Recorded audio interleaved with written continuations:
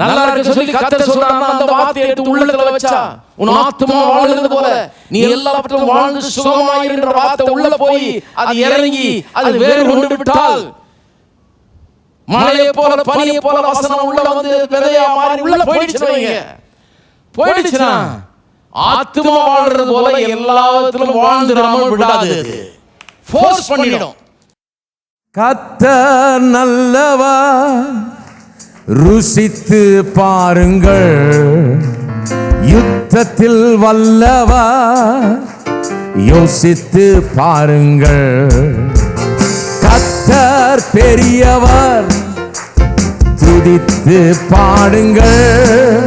அவர் நல்லவர், அவர் வல்லவர், அவர் பெரியவர்.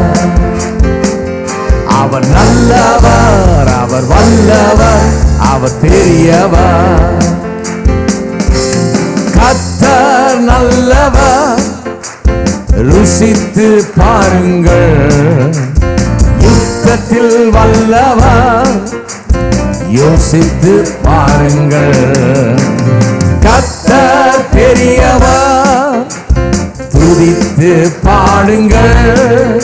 அவர் நல்லவர், அவர் வல்லவர், அவர் பெரியவர். அவர் நல்லவர், பெரியவர். உன்னதமானவர், மறைவில் இருப்பவன், சர்வ வல்லவர், நிழலில் தங்குவான்.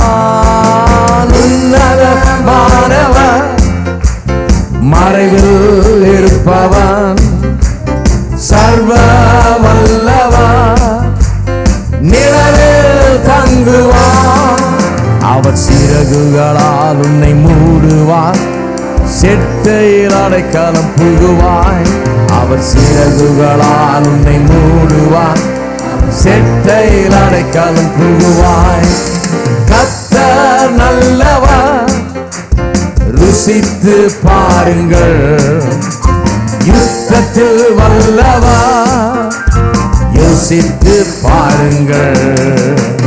கர்த்தர் பெரியவர், துதித்து பாடுங்கள். அவர் நல்லவர், அவர் வல்லவர், அவர் பெரியவர். அவர் நல்லவர், அவர் வல்லவர், பெரியவர்.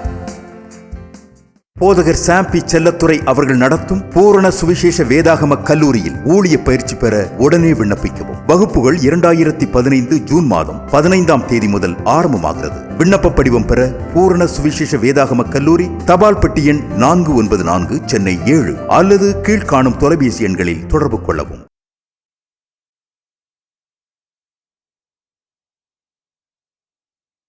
நிறைய விசுவாசிகளுக்கு இன்றைக்கு தாங்க எப்படி இருக்கணுன்ற ஒரு அறிவே கிடையாமல் இருக்கிறார்கள், இல்லாமல் இருக்கிறார்கள்.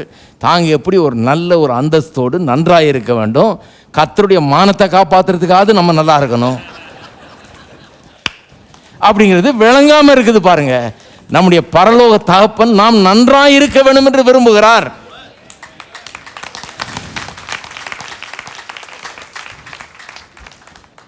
நம்ம என்ன சொல்கிறோம், நல்ல சட்டம்லாம் எனக்கு வேணாம், நான் சொன்ன மாதிரி 2 சட்டை போதும், 1 கொடியில் 1 உடம்புல. அவர் சொல்கிறாரு, இல்லை இல்லை இல்லை இல்லை 4 சூட்கேஸ் நிறைய தரேன், வச்சுக்கோ, மாற்றி மாற்றி போடு. இன்றைக்கி இந்த கலரில் போடு, நாளைக்கு அந்த கலரில் போடு, அடுத்த நாளைக்கும் போடு, இப்படி மாற்றி மாற்றி போடு. கொஞ்சம் பழசானோன்னு கொஞ்சம் மக்கி போனோன்னு தூக்கி எரிஞ்சு போடு, எரிஞ்சிட்டு புதுசா போடு. ஹலோ, நம்மளுக்கு தான் செலவு அதிகமாக போகுது. இனிமே இப்படிலாம் போதிச்சா எப்படி நம்ம யார் போய் வாங்கி தர்றது? அதுக்கு தான் செழிப்பாக இருங்கன்னு சொல்கிறேன், நல்லா இருங்கன்னு சொல்கிறேன். மக்குனதையே திருப்பி போட்டுட்டு இருக்கிறது என்ன பிரயோஜனம்? மக்கி போனதையே. ஹலோ,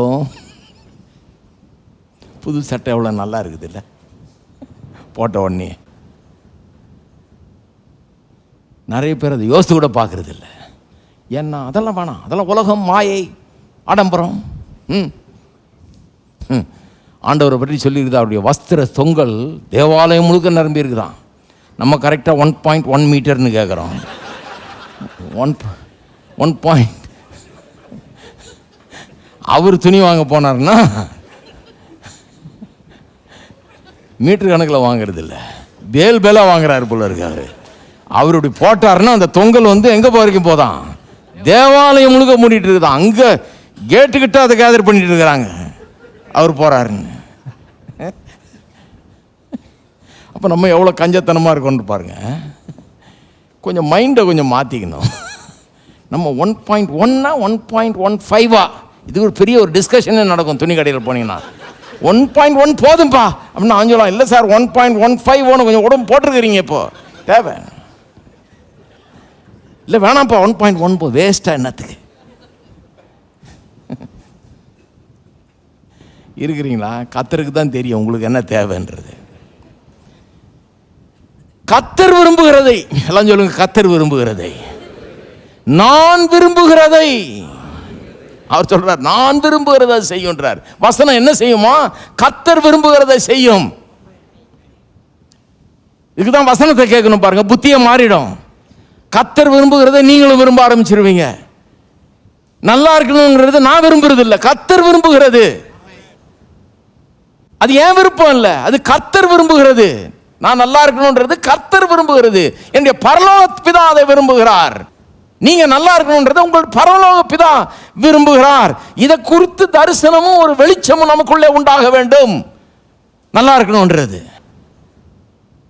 எவ்வளவு பிரசங்கம் பண்ண வேண்டியதா இருக்கு பாருங்க. இதை போய் ஒரு சாதாரண மேட்டர், இது கொஞ்சம் அறிவு வந்த பிறகு சாதாரணமாயிடுது. அறிவு இல்லாதப்போ பாருங்க ரொம்ப கஷ்டமான, இது என்ன உலக பிரகாரமான பிரசங்கமா இருக்குது. ஒருத்தர் சொல்றாரு, உங்க பாஸ்டர் எப்போ பார்த்தாலும் உலக பிரகாரமான பிரசங்கம் பண்றாரு, நாங்களாம் பரலோகத்தை பற்றி பேசுறோம். அப்போ உடனே பரலோகம் போயிட வேண்டியதுதான். நம்ம உலகத்தில் தானே வாழ்ந்துகிட்டு இருக்கிறோம். இன்னைக்கு ஒரு சட்டம் தேவைப்படுது, நாளைக்கு ஒரு சட்டம் தேவைப்படுது.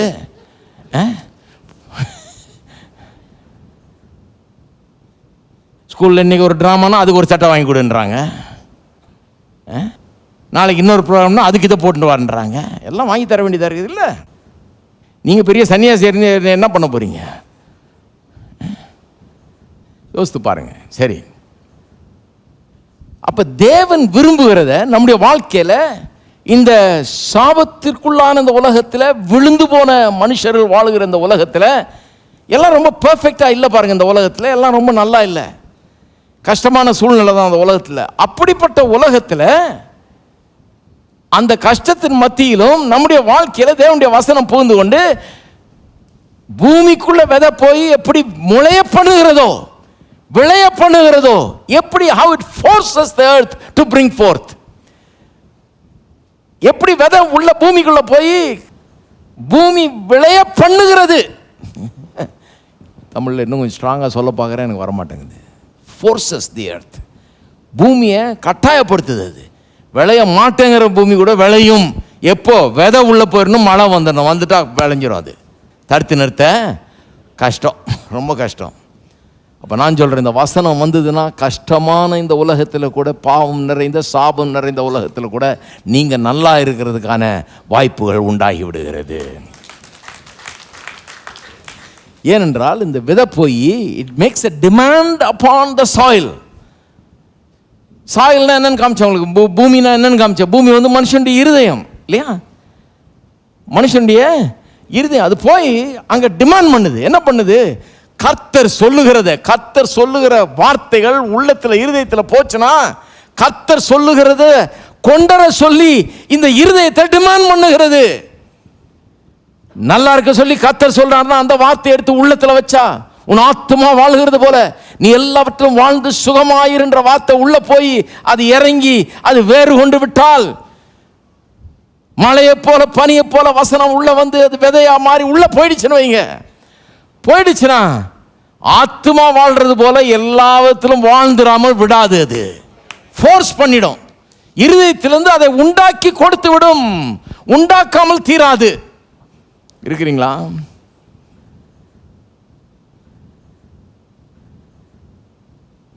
அப்புறம் சொல்றாரு, அது வெறுமையாய் திரும்பாமல், அது வெறுமையாய் என்னிடத்திற்கு திரும்பாமல், அது நான் விரும்புகிறதை செய்து நான் அனுப்புகிற காரியமாகும்படி வாய்க்கும். 16ஆம் வசனம் இல்லையா? வெறுமையாய் திரும்பாமல்ன்றதை கவனிக்கணும். வெறுமையாய் திரும்பாமல்னா சிலர் இதை எப்படி எடுத்துக்கிறாங்கன்னா, போனதை கண்டிப்பாக செய்யும், அது சும்மா திரும்பிடாது, செய்யாமல் திரும்பிடாது அப்படின்னு எடுத்துக்கிறது ஒரு விதம். பரவாயில்ல, அது ஒன்றும் தப்பு கிடையாது, உண்மைதான். கர்த்தருடைய வார்த்தை போச்சுன்னா அது என்னத்துக்காக போச்சோ அது திரும்பாது, அது செய்யாமல் திரும்பாது. அது ஒரு அர்த்தம் அதில். ஆனால் வெறுமையாய் திரும்பாமல்னா இன்னொரு அர்த்தத்தை இப்படி சொல்கிறாங்க. அது என்னன்னா, கர்த்தருடைய வார்த்தை அவரிடத்தில் திருப்பி அனுப்பப்படுகிறதாம். அது சும்மா திருப்பி அனுப்பப்படுவதில்லை. வெறுமையாய் என்னிடத்தில் திரும்பாமல் என்று சொல்லுறது கர்த்தர் வார்த்தை அனுப்புகிறார், மனுஷருடைய உள்ளத்தில் போகுது, அது விதையா போகுது, மனுஷன் உள்ளத்தில் வைக்கிறான், வச்சுட்டு அதை கர்த்தரிடத்துக்கே திருப்புகிறானாம். எப்படி திருப்புகிறான்? யோசுவா 1:8 கர்த்தர் சொன்னார் இல்லையா யோசுவாக்கு, இந்த புஸ்தகம் உன் வாயை விட்டு பிரியாதிருப்பதாக. அப்போ வாயிலேயே இருப்பதாக. வாயிலே இருப்பதுன்னா என்ன அர்த்தம்? வசனம் வாயில் இருக்கிறதுனா என்னங்க? அதை மெனுக்கிட்டே இருன்னு அர்த்தம். அப்படின்னா என்ன அர்த்தம்? இரவும் பகலும் அதை தியானிப்பாயாக. தியானிக்கிறதுனா என்ன? வாயில் இருக்கிறதுனா என்ன? அந்த வசனத்தை சொல்லிகிட்டே இருன்றாரு. சொல்லிகிட்டே இரு. எந்த வசனத்தை சொல்லிட்டார்? அவர் சொல்லியிருக்கார், ஒரு மனுஷனும் உன்னை எதிர்த்து ஒரு விரலை கூட நீட்ட முடியாது, உனக்கு நான் வெற்றியை தருவேன், அந்த கானான் தேசத்தை பாலும் தேனும் ஓடுற தேசத்தை நீ சுதந்தரிப்ப, உன்னை எதிர்த்து நிற்க முடியாது யாரும், உன்னை ஆசீர்வதிக்கிறவர்கள் ஆசீர்வதிப்பேன், சபிக்கிறவர்களை சபிப்பேன், வானத்தின் பலன்களில் திறந்து இடங்கொள்ளாமல் போன்ற ஆசீர்வாதத்தை வருஷிக்க பண்ணுவேன், பூமியின் மேலே மழையை வர பண்ணுவேன், நீ கடன் வாங்காதிருப்பா, கடன் கொடுப்பாய், கீழாயிராமல் மேலாயிருப்பா, வாளாயிராமல் தலையாயிருப்பான்னு சொல்லிட்டாரு. சொல்லிட்டு சொல்றாரு, இதை சொல்லிட்டே இரு, இந்த வார்த்தையை சொல்லிட்டே இரு, வாயை விட்டு இது பிரியாதிருப்பதாக. வாயிலே இருக்கட்டும். ஏன்னா ஒரு மனுஷன் வாயில் அதை வச்சு பேசும்போது கடவுள் கொடுத்த வார்த்தை, வானத்திலிருந்து இறங்கி வந்த அந்த வார்த்தையை கடவுளிடத்தில் அவன் திருப்பி அனுப்புகிறான். Hello, he is returning the word. அவன் தேவனுடைய வார்த்தையை தேவனுக்கே திருப்பி அனுப்புகிறான். அப்படி திருப்பி அனுப்பும்போது அது வெறுமையா என்னிடத்தில் திரும்பாது என்றாரு. சும்மா என்கிட்ட திரும்பாது. என்னைக்கு ஒரு மனுஷனுடைய இருதயத்தில் போய் அது திரும்பி என்கிட்ட வருதோ அது சும்மா இருக்காது. திரும்பி வந்துருச்சுனாலே நான் அனுப்பின காரியம் நிறைவேறும் அர்த்தம்ன்றாரு.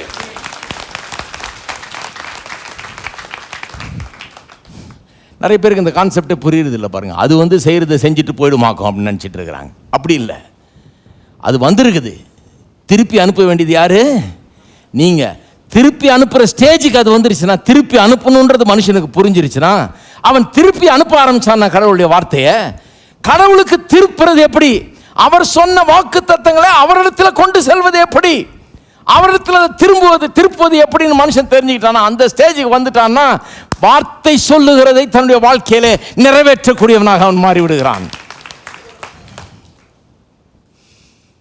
அதனால தான் கர்த்தர் சொல்றார் இல்லையா, ஏசாயால வாசிக்கிறோம் 43:26, என்னை நினைப்பூட்டுன்றார். என் வார்த்தையே எனக்கு நினைப்பூட்டுன்றார். நினைப்பூட்டுனா என்ன? அவருக்கு பாவம் வயசு ஆயிடுச்சு, மறந்துடுறாருன்னு அர்த்தமா? ஹலோ, என்ன நினைக்கிறீங்க நீங்கள்? அவர் நம்ம கலவனார் மாதிரி அவர் பாவம் உட்காந்துருக்கிறார், மறந்துடுது. இப்போ எல்லாம் என்ன சொன்னார்னா அவருக்கே தெரியலையாகும், நினைப்பூட்டுங்கிறாரு. நம்ம தான் இல்லைங்க. அவர் என்ன சொல்கிறாப்பா, நான் சொல்லியிருக்கிறேன், நீ அதை எனக்கு கொண்டு நினைப்பூட்டு. கர்த்தாவே இப்படி சொல்லியிருக்கிறீர், சிங்க குட்டிகள் தாழ்ச்சி அடைந்து பட்டினி கிடைக்கானால் கர்த்தரை தேடுகிறவர்களுக்கு ஒரு நன்மையும் குறைவுபடாதுன்னு இருக்கிறேன். நான் உம்மை தேடுகிறவன், உமக்காக வாழுகிறவன், எனக்கு ஒரு நன்மையும் குறைவுபடாது, என் வீட்டில் ஒரு நன்மையும் குறைவுபடாதுன்னு சொல்லி இருக்கிறீர். திருப்புன்றார். என்கிட்ட திருப்பி அனுப்பாத. நான் சொன்னேன் இல்லையா, உன் ரெஸ்பான்ஸ் என்ன? நீ அதை நம்புறியா? நான் சொன்னது உனக்கு கிடைச்சதா? அது உள்ள போச்சா? நீ அதை விசுவாசிக்கிறியா? விசுவாசித்தால், இருதயத்தில் அது நிரம்பி இருந்தால், இருதயத்தில் நிரம்பினால் வாய் பேசும். அப்ப பேசும்போது என்னிடத்தில் அது திரும்பி வரும். அந்த ஸ்டேஜுக்கு வந்துருச்சுன்னா, நான் சொன்னது அங்க என்னைக்கு அது அங்க திரும்பி வருதோ அப்ப அது உள்ள போயிடுச்சுன்னு அர்த்தம், வேறு கொண்டுருச்சுன்னு அர்த்தம், அவன் திருப்புற அளவுக்கு அது ஆயிட்டு இருக்குதுன்னு அர்த்தம். அப்ப வெறுமையாய் திரும்பாமல் நான் விரும்புறது வாய்க்கும்படி செய்யும். அந்த அர்த்தத்தில் தான் வெறுமையாய் திரும்பாமல்னு சொல்லி. வெறுமையாய் திரும்பாமல்னா என்ன? வந்த வசனம் என்னைக்கு திரும்பி வர்ற அளவுக்கு மனுஷனுக்கு அது புரிஞ்சிருச்சோ, என்னைக்கு அந்த வசனத்தை கொண்டாந்து எங்கிட்டே அவன் சொல்றானோ, என்னைக்கு உம்முடைய தழும்புகளால் நான் குணமான் என்று எழுதி இருக்கிறது, நான் நிச்சயமாக குணமானேன் என்னைக்கு அவன் வாயை திறந்து சொல்றானோ அன்னைக்கு அவன் குணமாவான். அவன் இருதயத்தில் போய் அது அவன் இருதயத்தை நிறைச்சி கடவுள்கிட்டே திரும்ப பேசி இப்படிதான் வேலை செய்து பாருங்க. சிலர் சொல்றாங்க இது நான் நேம் இட் அண்ட் கிளைம் இட்டா அப்படின்றாங்க. நிச்சயமா அதுதான். அவர் நேம் பண்றாரு, நான் கிளைம் பண்றேன். இதுல என்ன தப்பு இருக்குது? ஹலோ, இப்படி தாங்க வேலை செய்யுது. விவசாயி போய் தென்னை மரத்தை நடுறவனை போயிட்டு என்ன ஆசை பிடிச்சவன நீ, நல்லா தேங்காய் கிடைக்கும் தானே நடுற நீ அப்படின்னா என்ன அர்த்தம்? நிச்சயமா தேங்காய் கிடைக்கும் தான் நடுறான் அவன். தண்ணி பாய்ச்சிட்டே இருக்கிறியா, நல்லா தேங்காய் வரும்னு பார்த்தானே பாய்ச்சிட்டு இருக்கிற. இந்த ஆசையெல்லாம் தேவையா உனக்கு அப்படின்னா, தேங்காய் வேணும்னு தாங்க அவன் நட்டான், தேங்காய் வேணும் தான் தண்ணி பாய்ச்சறான், தேங்காய் வேணும் தான் காத்து கிடக்கிறான், பயிர் விளையும் தானே அவன் உழைக்கிறான். அவனை போயிட்டு அதுக்கு தானே சில சொல்றாங்க நீங்க அவருடைய வசனத்தை யூஸ் பண்ணி அவர்கிட்ட இருந்து அதையும் இதையும் வாங்கிடலான்னு பாக்குறீங்க. நிச்சயமா வாங்கிடலான்னு தான் பாக்குறேன் நான். ஏன்னா அப்படிதான் வாங்குன்றாரு அவரு. இப்படிதான் மெத்தட். அது விதை, நீ விதைச்சாதான் விளையும்ன்றாரு. வாங்கிடலான்னு பாக்குறீங்க நீங்க. இதெல்லாம் தப்பு இல்லை, தப்பே கிடையாது. இது பண்ணாம இருந்தா தான் தப்பு. விதையை கொண்டு போய் ஷெல்ஃப்ல வச்சா எவ்வளவு தப்போ அது மாதிரி உங்க பைபிளை கொண்டு போய் உங்க வீட்டில் ஷெல்ஃப்ல வச்சுட்டு ஞாயிற்றுக்கிழமை பையில போட்டு சர்ச்சுக்கு கொண்டு வந்து திருப்பி எடுத்துட்டு போய் ஷெல்ஃப்ல வைக்கிறது தப்பு.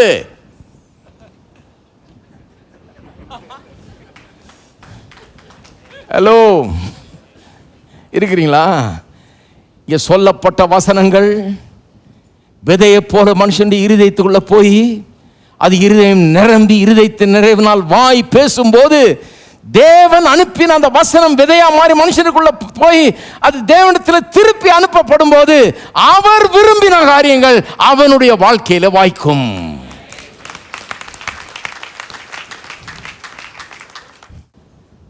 இருக்கீங்களா? இந்த பேதுரு சொல்றாரு இது அழிவில்லாத வசனம்னு. வாசிக்கிறீங்களா? அதை அழிவில்லாத வசனம்னு. 1 பேதுரு 1:23 அழிவுள்ள வித்தினாலே அல்ல என்றென்றைக்கும் நிற்கிறதும் ஜீவனுள்ளதுமான தேவ வசனமாகிய அழிவில்லாத வித்தினாலே மறுபடியும் ஜனிப்பிக்கப்பட்டிருக்கிறீர்களே. மாம்சமெல்லாம் புல்லை போலவும் மனுஷருடைய மகிமையெல்லாம் புல்லின் பூவை போலவும் இருக்கிறது. புல் உலர்ந்தது, அதன் பூவும் உதிர்ந்தது, கர்த்தருடைய வசனமோ என்றென்றைக்கும். ஹலோ, உங்களுக்கு சுவிசேஷமாக அறிவிக்கப்பட்டு வருகிற வசனம் இதுவே. புல்லுகளெல்லாம் இன்னைக்கு வருது, நாளைக்கு போயிடுதுங்க. வசனம் நிலைத்து நிற்கும். என்ன கம்பேரிசன் பாருங்க. இன்னும் அந்த விதையை உள்ள அவர் உலகத்தில் நீங்கள் பார்க்குற விதை அது புல்லை உண்டாக்குது. அழகான புல்லை உங்கள் வீட்டில் உண்டாக்கலாம். கொஞ்ச நாள் அது போயிடுது. சில நேரத்தில் வெயில் சரியா அடிக்கலை, மரங்கரம் மறைச்சிக்குதுன்னா அந்த இடம் பார்த்தீங்கன்னா அப்படியே ஒரு பேட்ச் மாதிரி அப்படியே நின்றோம், வளராது இல்லையா? புல்லெல்லாம் ஒன்றும் இல்லாமல் போயிடுது. அது வளர்ந்தா கூட காஞ்சி போயிடுது, சரியா இது பண்ணலன்னா. ஆனால் தேவனுடைய வசனம் என்றென்றைக்கும் நிலைக்கும். கம்பேரிசன். வசனம் வந்து விதையை போன்று இருக்குது.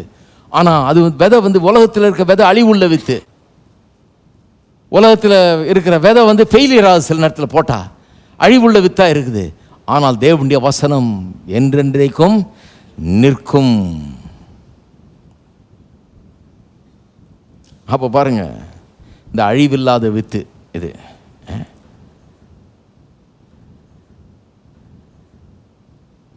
இன்னொன்று, இந்த வசனத்தை குறித்து இங்கே சொல்லும்போது ஏசாயால அதை மாறியும் பனியும், அதாவது மழையும் பனியும் அப்படின்னு சொல்லுது வசனத்தை. அதே நேரத்தில் விதைக்கிறவனுக்கு விதையும்னு சொல்லியிருக்குது. அது மழையாகவும் இருக்குது, அதாவது தண்ணியாகவும் இருக்குது, விதையாகவும் இருக்குது. எது ஒன்று விளைய பண்ணணும்னா 2 காரியம் அவசியம். ஒன்று வந்து விதை அவசியம், விதை இருந்தால் போதாது, விதைக்கு தண்ணியும் அவசியம். 2ம் சேர்ந்து தான் விளைய முடியும். விதை இருந்து தண்ணி இல்லைன்னா விதை இருந்தும் பிரயோஜனம் இல்லை. அப்போ வசனம் வந்து விதையாகவும் இருக்குது, தண்ணியாகவும் இருக்கிறது. திருவசனத்தை கொண்டு, அதனால தான் எபேசியரில் சொல்லியிருக்கு பார்த்தீங்களா, 26 நினைக்கிறேன், எபேசியரில் சொல்லியிருக்குது, திருவசனத்தை கொண்டு தண்ணீர் முழுக்கினால் சபையை சுத்திகரித்து பரிசுத்தமாக்குகிறதாம். எது? வசனத்தை கொண்டு எப்படி இயேசு சபையை சுத்திகரித்து பரிசுத்தமாக்குறாருன்னு சொல்லும்போது சொல்கிறார் எபேசியர் 5, திருவசனத்தை கொண்டு தண்ணீர் முழுக்கினால், தண்ணீர் முழுக்குன்னு ஒன்று ஞானசானத்துக்கு போயிடக்கூடாது, திருவசனத்தின் தண்ணீர் முழுக்குது. திருவசனம் தண்ணீர் மாதிரி இருக்குதான். தண்ணீரில் முங்கி எந்திரிச்சவன் எப்படி சுத்தமாகறானோ அதுபோல திருவசனத்தில் முங்கி எந்திரிக்கிறோம். நம்ம திருவசனத்தின் முழுக்கினால் சுத்திகரிக்கிறாராம். சபையை எப்படி சுத்திகரிக்கிறாரு? வசனத்தினால் சுத்திகரிக்கிறாராம். இயேசு சொல்றாரு, நான் சொன்ன வார்த்தைகளால் நீங்கள் சுத்தமாயிருக்கிறீர்கள் அப்படிங்கிறாரு. அப்போ பாருங்க, கர்த்தருடைய வார்த்தை அப்படிப்பட்டதாக இருக்கிறது. அதனால தான் பாருங்க, இந்த வசனம் அப்படிப்பட்ட ஒரு ஃபெயிலியர் இல்லாத ஒரு விதையாக இருக்குது. அதனால தான் பொய் சொல்வது கர்த்தரால் கூடாத காரியம். It is impossible for God to லைன்னு இருக்குது இல்லையா? ஏன் இட் இஸ் இம்பாசிபிள்? ஏன் பொய் சொல்கிறது கர்த்தரால் கூடாத காரியம்? கர்த்தரால் கூடாத காரியம் ஒன்றும் இல்லைன்றாங்க எல்லாரும். ஆனால் கூடாது. இது என்ன பண்ண முடியாது, அவரால் பொய் சொல்ல முடியாது. சில நேரம் அவர் ரொம்ப நல்லவருங்க, அதனால் பொய் சொல்ல மாட்டார், உண்மைதான். ஆனால் அதை காட்டிலும் ஒரு பெரிய ரீசன் இருக்குது. என்னன்னா, அவர் சொன்னாலே சொன்னதை நிறைவேற்றக்கூடிய சக்தி அந்த வார்த்தையிலேயே இருக்குது. அதனால் வாயிலேருந்து வந்துருச்சுன்னா நிறைவேறாமல் போகவே போகாது. அதனால தான் அவர் பொய் சொல்ல முடியாது. அவர்கள் வாயிலிருந்து வருகிற காரியம் ஒரு காரியத்தை அந்த காரியத்தை நிறைவேற்றாமல் விடாது. பாருங்க, அப்போ வசனம் எவ்வளோ முக்கியம் உங்கள் வாழ்க்கையில். வசனம் எதை குறித்தது? தேவன் கல்வாரி சிலுவையின் மூலமாக உங்களுக்கு ஏற்படுத்தின சகல ஆசீர்வாதங்களை குறித்தது தான் இந்த வசனம். பவுலப்பன் சொல்கிறார், நாங்கள் பிரசங்கிக்கிற விசுவாச வார்த்தை உங்கள் வாயிலும் உங்கள் இருதயத்திலும் இருக்கிறதே. எங்கே இருக்குது? வாயிலும் என்ன இருக்குது? விசுவாச வார்த்தை. வெளிச்சம் உண்டாக்குறதுன்னு கர்த்தர் சொன்னார், வெளிச்சம் உண்டாயிட்டு. அப்பேற்பட்ட வல்லமையுள்ள வார்த்தை, அழிவில்லாத வித்தாகிய வசனம் உங்களுடைய வாயிலும் உங்களுடைய இருதயத்திலும் இருக்கிறதே. நீதியின் சால்வை அணிந்து நல்லாவியில் நிறைந்து பெருந்தோனி எழுப்பிடுங்கள். ஆவியோடும் கருத்தோடும் துதியுங்கள், கர்த்தரை உயர்த்திடுங்கள். நீதியின் சால்வை அணிந்து நல்லாவியில் நிறைந்து பெருந்தோனி எழுப்பிடுங்கள். ஆவியோடும் கருத்தோடும் துதியுங்கள், கர்த்தரை உயர்த்திடுங்கள். நீதியின் சால்வை அணிந்து நல்லாவியில் நிறைந்து பெருந்தோனி எழுப்பிடுங்கள். ஆவியோடும் கருத்தோடும் துதியுங்கள், கர்த்தரை உயர்த்திடுங்கள். மீட்படைந்தோர் களிப்போடே சீயோன் விரைந்திடுவார். நித்திய மகிழ்ச்சி நிலைக்கும், சஞ்சலம் தவிப்பும் ஓடிப்போம். மீட்படைந்தோர் களிப்போடே சீயோன் விரைந்திடுவார். நித்திய மகிழ்ச்சி நிலைக்கும், சஞ்சலம் தவிப்பும் ஓடிப்போம். நீதியின் சால்வை அணி